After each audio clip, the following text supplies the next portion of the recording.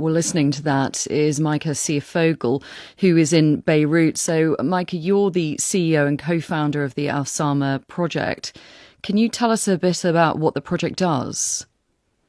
Yes, thank you for having me on your show. So Alsama Project is a charity that is set up in the UK, US, and Lebanon. And we run 4 schools in Lebanon in 2 camps here in Beirut, in the Borj Barashne camp and Shatila camp. Our students are illiterate refugee teenagers. They come to us totally illiterate. Within 4 months, they learn how to read and write Arabic, start speaking English. We have also now co-developed with the students a special curriculum that within 6 years makes up the 12 lost years. Our first cohort will be graduating from Shatila, Alsama, in 2026 to go to international universities. That was the picture 10 days ago. So that's the situation then. What's the situation now, particularly in a refugee camp like Shatila, where Alsama is based? Yes. So, as we know, as we all know, the bombs started falling. We had to close the schools in Borj Barashne and Shatila.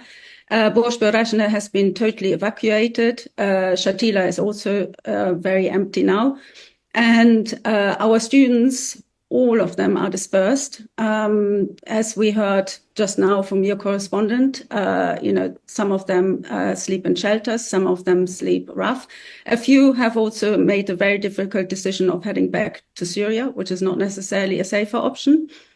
We have managed, however, to get in touch with most of them. We have immediately distributed SIM, put money onto their mobile phones, because for our students, the most important thing is actually the education. These are all young people who had never the chance of education. And what they say to us is, please, please, please keep the education going. So this is our aim. We've already started teaching now on WhatsApp. We are putting some of our students into safe houses so we can gather them together. We are also planning to open up sort of mini Alsama centers where there is a cluster of our students. You mentioned that some people are even having to consider going back to the country that they were originally displaced from. I mean, what does that mean for people? Because obviously there was a good reason that they left in the first place. Yes, let me tell you about Maram. Maram is one of our top students. She's now 17 years old. She came to us as a 13-year-old, totally illiterate. She was offered a scholarship to a college in the UK to join year 11 last year. So within 3 years, she made up 11 school years, British school years. Her father back then refused to let her go, unfortunately. However, he has now agreed when she graduates from Alsama in 2026, she will be going to university. She can go. However, right now she's back in a village in Dar el-Zor, which is it's in the north of Syria. She's desperate. And sorry, I'm always starting to cry when I say this. No, it's understandable.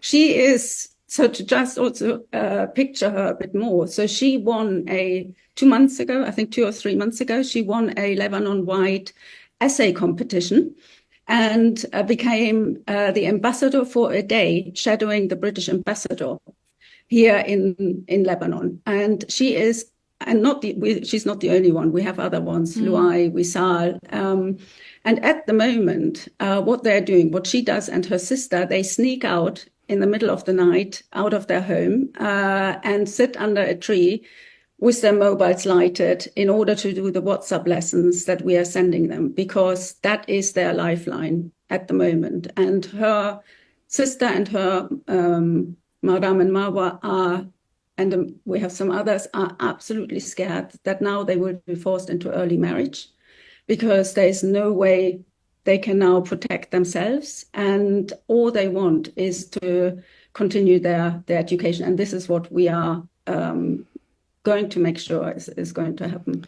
Meike, obviously, it's clear that the work you do is extremely important to you, and you're keen to stay and help as much as you can. But of course, it is a dangerous situation. Can you see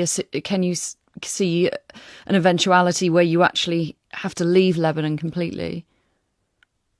So, of course, a lot of people ask me that question, including, my 30-year-old daughter. And and I do wake up in the middle of the night, the bombings.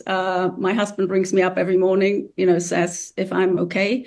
But this is the most important work I feel I've ever done, because here with Alsama, we can make the world just a little bit better. Education is always the first thing that goes in war. My co-founder, Katria, was saying, a Syrian woman living in Lebanon.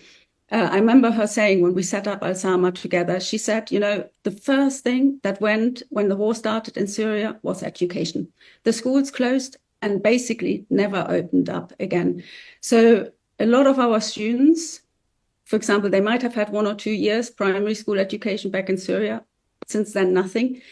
They've suddenly seen and exploited the second chance that has come their way. And so as long as I'm useful here, I will stay. Meike Sif-Fogel, we wish you all the very best. Thank you very much for your time here on Women's Hour today. And of course, you can follow the latest updates on the situation in the Middle East on the BBC website.